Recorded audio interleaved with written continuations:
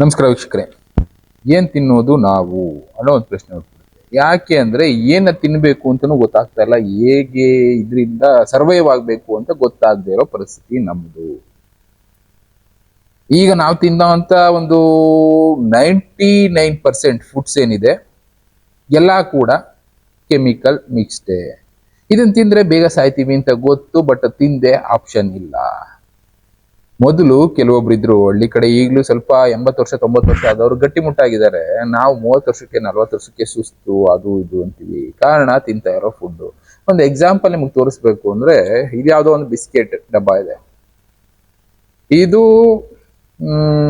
ಇದರಲ್ಲಿ manufacturing date ಬಂದು 12/3/2026 and expiry date ಬಂದು 11/12/2026.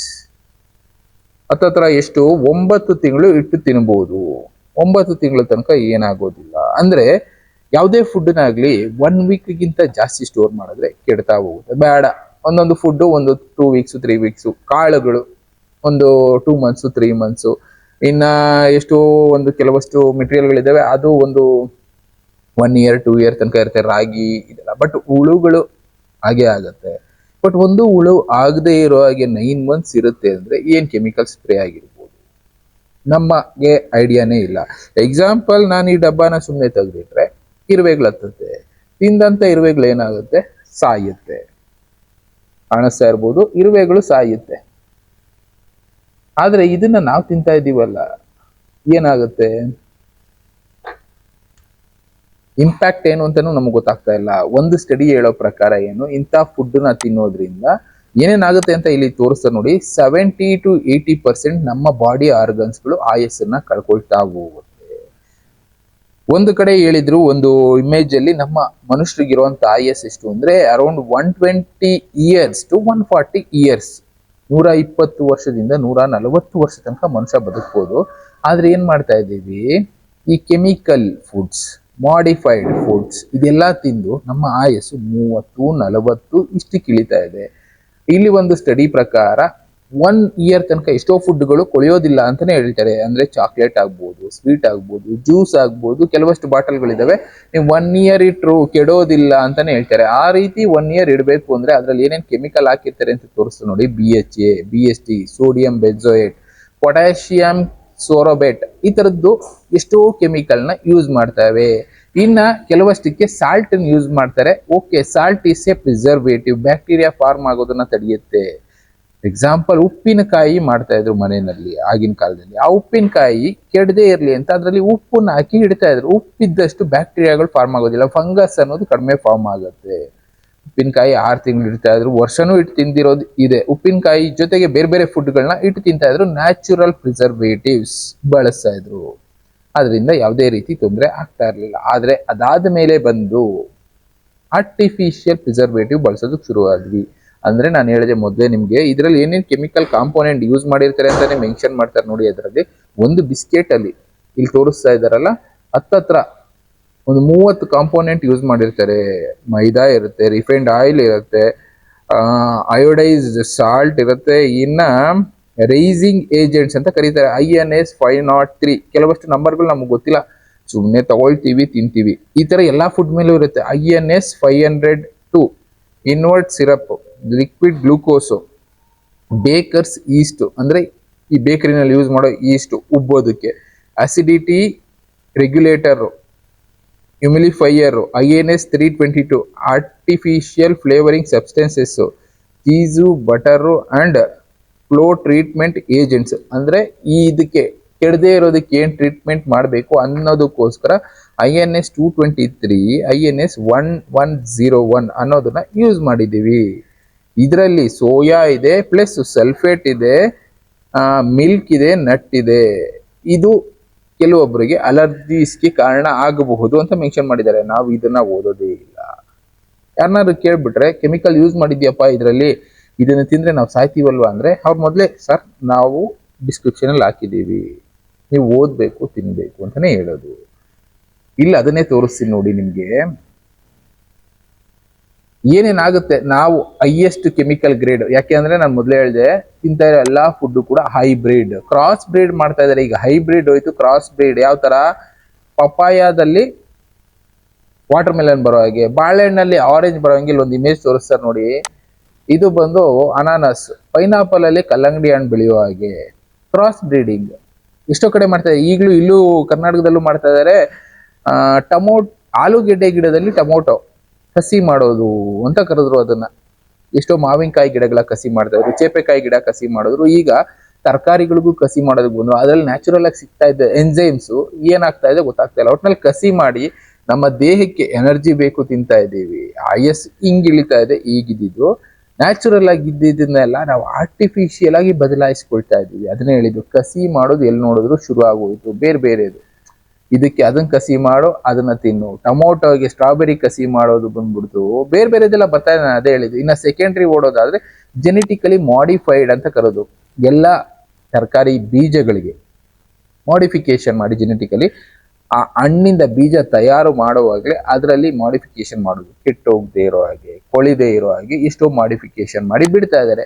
ಅದನ್ನ ನಾವು ತಿಂತಾ ಇದ್ದೀವಿ. ಎಕ್ಸಾಂಪಲ್ ಜೋಳ, ಸ್ವೀಟ್ ಕಾರ್ನ್ ಇದೆಯಲ್ಲ, ಇದು ಕೆಡಬಾರದು ಅನ್ನೋದಕ್ಕೋಸ್ಕರ ಅದರಲ್ಲೂ ಕೂಡ ಜೆನೆಟಿಕಲಿ ಮಾಡಿಫಿಕೇಶನ್ ಮಾಡಿದ್ದಾರೆ. ಈ ತರದ ಎಷ್ಟೋ ಪ್ರಾಡಕ್ಟ್ಗಳನ್ನ ನಾವು ಬಳಸ್ತಾ ಇದ್ದೀವಿ. ಕಾಣಿಸ್ತಾ ಇರ್ಬೋದು ನಿಮಗೆ. ಎಲ್ಲಾ ಪ್ರಾಡಕ್ಟ್ಸ್ಗಳಿಗೂ ಕೂಡ ಇಂಜೆಕ್ಟೆಡ್ ಅನ್ನೋದಿದ್ದೇ ಇದೆ. ಕೆಲವಷ್ಟು ಇಂಜೆಕ್ಷನ್ ಕೊಟ್ಟೆ ಆ ಬೀಜಗಳನ್ನ ಸಿದ್ಧ ಮಾಡ್ತಾ ಇದೆ. ಬೀಜಗಳು ಕೊಳಿಬಾರ್ದು ಅನ್ನೋ ಕಾರಣಕ್ಕೆ.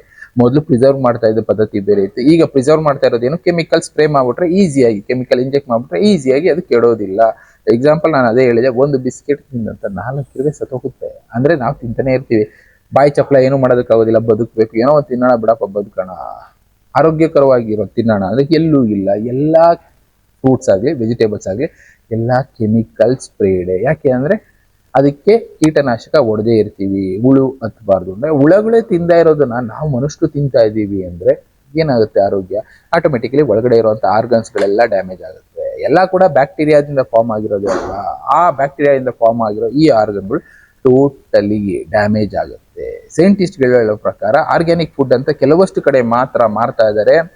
ಅದರ ರೇಟ್ ಎಷ್ಟಿರುತ್ತೆ ಅಂತ ಇಮ್ಯಾಜಿನ್ ಮಾಡ್ಕೊಳ್ಳೋದಕ್ಕಾಗೋದಿಲ್ಲ. पोटैटो लिखा हुआ है जो नेदरलैंड से लाया गया है और ये 500 रुपए का है ना, सिर्फ 250 ग्राम है। ये देखो ऐसे आलू मिल रहे हैं। यहाँ पर किलो के हिसाब से ना 2000 का किलो है।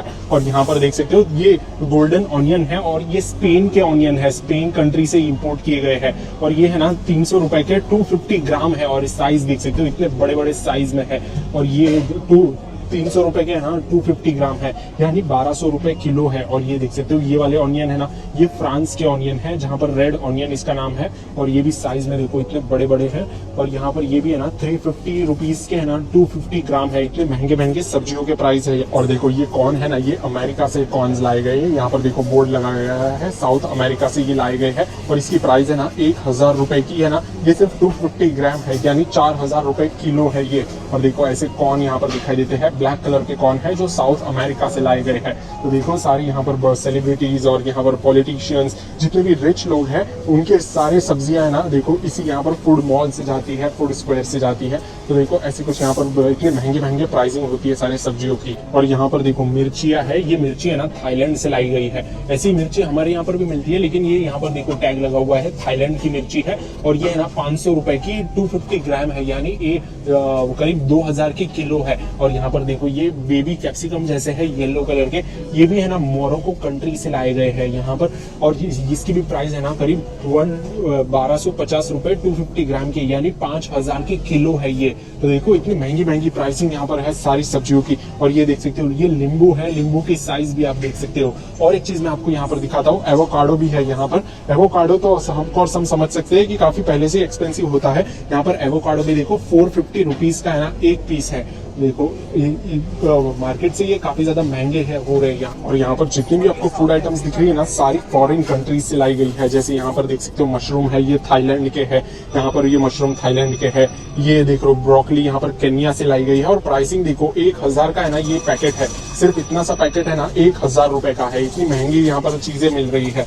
और यहाँ पर देखो ये मिनी लेक लिखा हुआ है, यहाँ पर ये भी 1000 रुपए का है। मिनी फेनल साउथ अफ्रीका से लाया गया है, वो भी 1000 रुपए का है। ತುಂಬಾ ಆರ್ಗ್ಯಾನಿಕ್ ಆಗಿರುವಂತ ಹಾಲು ಅಂದ್ರೆ ಹಸುಗಳನ್ನ ಆ ರೀತಿ ಟ್ರೀಟ್ಮೆಂಟ್ ಆಗಿ ಮಾಡಿ ಮಾಡ್ತಾ ಇರುವಂತ ಹಾಲು 1 ಲೀಟರ್ಗೆ 400-500 ರೂಪಾಯಿ ಇದೆ. 1 kg ಕ್ಯಾಪ್ಸಿಕಮ್ ತಗೋತೀನಿ ಅಂದ್ರೆ 2500 ಇದೆ. ಕ್ಯಾರೆಟ್ 1000 ರೂಪಾಯಿ ಇದೆ. ಅಂದ್ರೆ ಅದನ್ನ ನಿಜವಾಗಿ ಅಂದ್ರೆ ಯಾವುದು ಕೂಡ ಕೆಮಿಕಲ್ ಬಳಸದೆ ಈ ರೀತಿ ಏನದು ಜೆನೆಟಿಕಲಿ ಮಾಡಿಫೈಡ್ ಬೀಜಗಳನ್ನ ಬಳಸದೆ ನ್ಯಾಚುರಲ್ ಆಗಿರುವಂತ ರಿಸೋರ್ಸಸ್ಗಳನ್ನ ಬಳಸಿ ಬೆಳೆದಿರುವಂತ ತರಕಾರಿಗಳು ಹಣ್ಣು ಈಗಲೂ ಬೆಳೀತಾ ಇದ್ದಾರೆ. ಅದನ್ನ ಶ್ರೀಮಂತರಿಗೆ ಮಾತ್ರ ಸಿಗ್ತಾ ಇದೆ. ನಾರ್ಮಲ್ ಆಗಿರುವಂತ ನಮ್ಮಂತ ಜನಕ್ಕೆ ಈ ರೀತಿ ಎಲ್ಲ ಆರ್ಟಿಫಿಷಿಯಲ್ ಪ್ಲಸ್ ನಾನು ಅದೇ ಹೇಳಿದೆ ಬೇಕಡ್ಗೆ ಕೆಮಿಕಲ್ ಸ್ಪ್ರೇ ಮಾಡಿರುವಂತ ಫುಡ್ನ ತಿಂದು ಬದುಕ್ತಾ ಇದೀವಿ.